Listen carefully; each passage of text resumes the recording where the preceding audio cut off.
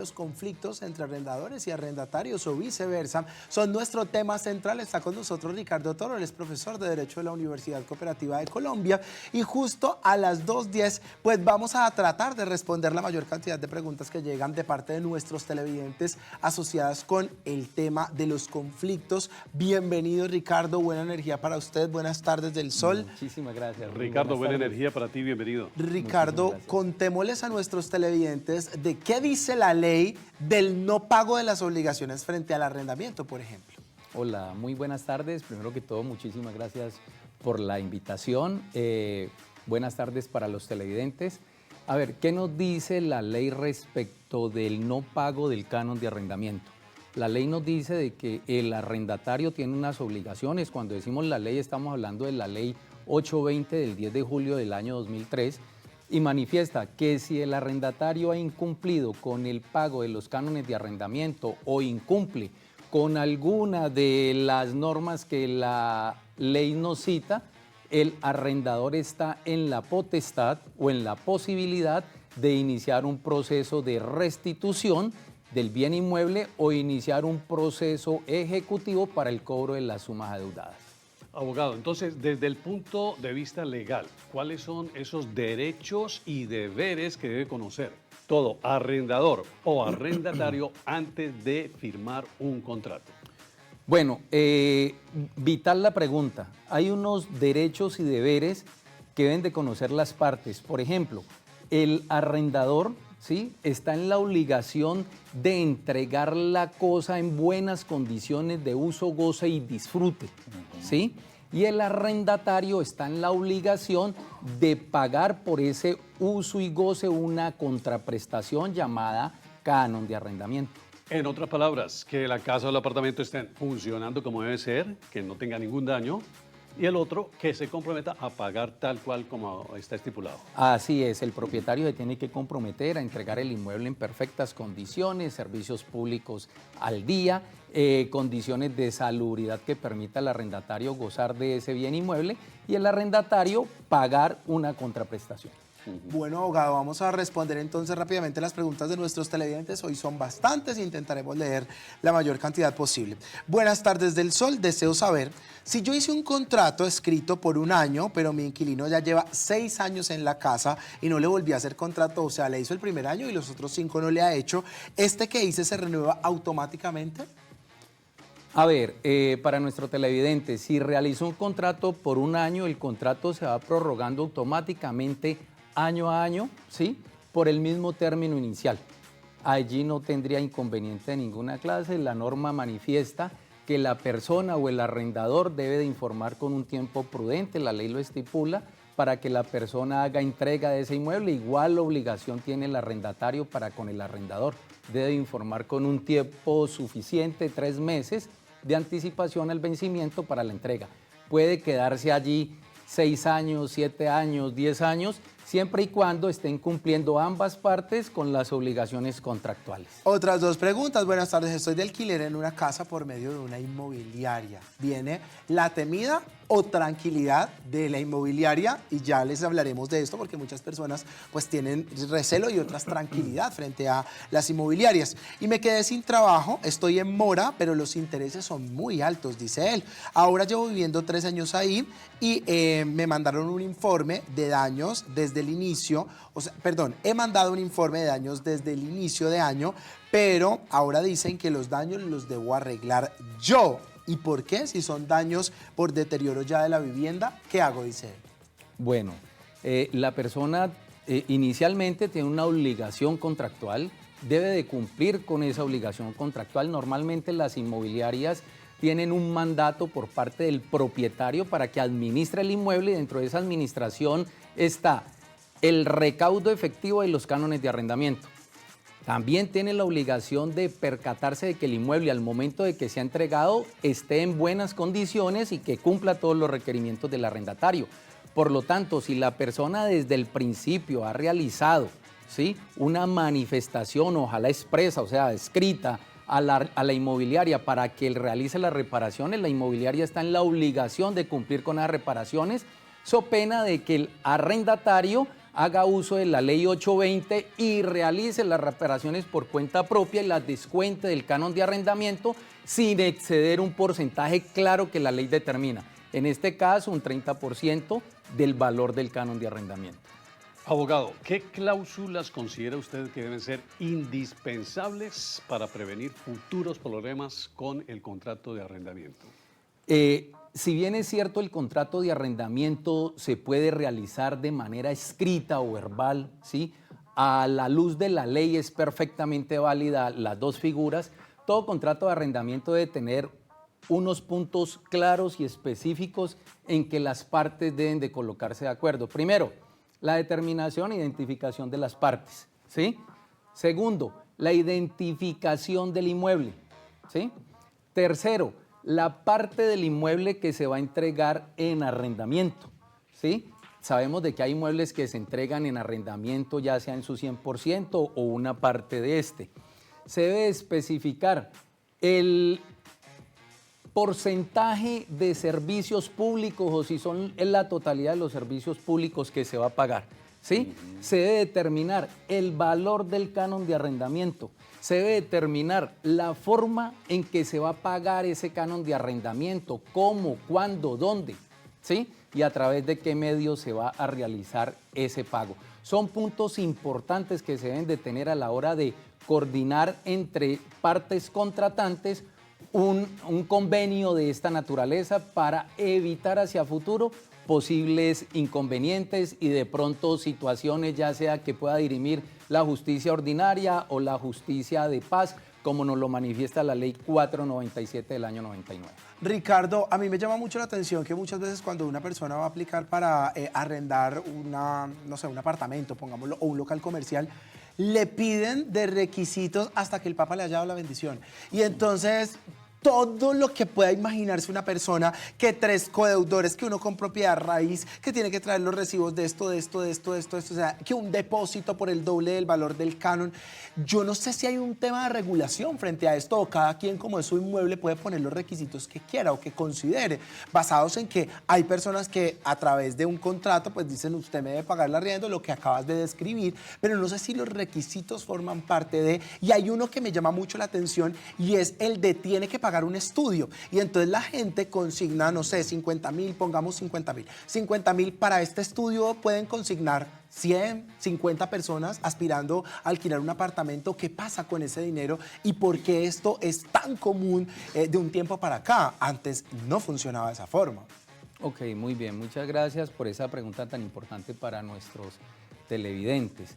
Miren, el contrato de arrendamiento es un contrato sinalagmático. Quiere decir esto en términos más coloquiales que un contrato bilateral que trae obligaciones para las partes, ¿sí? Aquí debemos nosotros tener claro de que el arrendatario está en la posibilidad de decidir si toma o no en arrendamiento un bien inmueble, independientemente de si lo está rentando el propietario directamente o si lo está rentando una inmobiliaria. Cuando lo está rentando una inmobiliaria, las inmobiliarias normalmente prestan un servicio adicional que es un servicio de seguro de arrendamiento. ¿En qué consiste el seguro de arrendamiento? De que pague o no pague el arrendatario o inquilino, el arrendador o propietario, en este caso la inmobiliaria, va a recibir el valor del canon de arrendamiento por parte de la inmobiliaria a través de la aseguradora. En estos casos, lo que se observa es como un seguro adicional. Las aseguradoras, ustedes saben, si yo voy a garantizar el pago de una obligación, que si el arrendatario no paga, yo, aseguradora, voy a entrar a responder por esa obligación, pues que es lo mínimo que va a poder hacer la empresa aseguradora. La empresa aseguradora va a solicitar que quienes vayan a ocupar el bien inmueble en calidad de arrendatarios, coarrendatarios, ¿sí? O codeudores, que aporten una información suficiente que garantice el valor del pago del canon de arrendamiento. En este caso, solicitan unos codeudores que tengan una estabilidad laboral, que esta estabilidad laboral ostente pues, el trabajador un ingreso, ¿sí? Superior al valor del salario mínimo, porque sabemos que el salario mínimo pues, es inembargable, entonces tendría que ser un mayor valor el que la persona devengue por salarios, en algunos casos solicitan también propiedad raíz como para tener una mejor garantía de esas obligaciones que va a cubrir la inmobiliaria hacia futuro en el evento en que el arrendatario no pague. Ese es el más difícil de encontrar, Mauro. ¿Cómo se llama? Un codeudor con propiedad raíz. Eso ya, hasta en Facebook uno encuentra que la gente cobra por hacer eso porque ni mi papá dice a usted ni plata, ni de deudor, ni de codeudor, ni loco. A las 2:20 vamos con preguntas de nuestros excelentes. Este tema no solamente es muy interesante porque tenemos que estar en uno de los dos lados, sino también porque seguramente hay conflictos y preguntas sin responder. Dice un televidente, esto es muy interesante, abogado, asociado con que si yo no he terminado el contrato, pero me quiero ir del inmueble, ¿qué debo hacer? Si usted no ha terminado el contrato de arrendamiento y desea irse del inmueble, la norma es clara. La norma es clara en argumentar o estipular que deberá de pagar una indemnización al arrendador, toda vez de que el arrendador se ha proyectado en unos ingresos por término de 6, un año, dependiendo el término de duración del contrato, y si hay un incumplimiento, el arrendatario desea irse antes de, en estos casos la norma ampara al arrendador y le dice, vea señor, usted debe pagar un destrate. Tenemos que tener en cuenta de que en algunos casos, por ejemplo, el arrendatario se va a ir porque se quedó sin trabajo.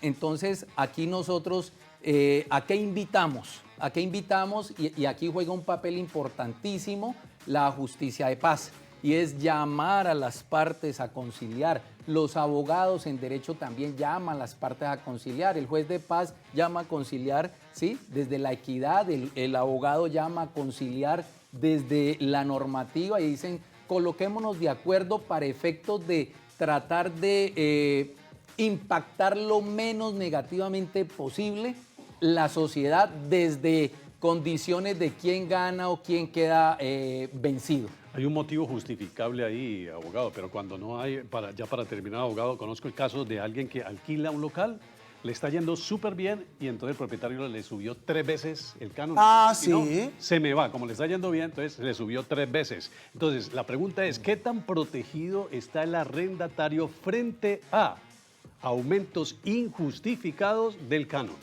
Muy bien, aquí tenemos que tener una diferenciación y es, una cosa son los contratos de arrendamiento de vivienda urbana que regula la ley 820 del 2003.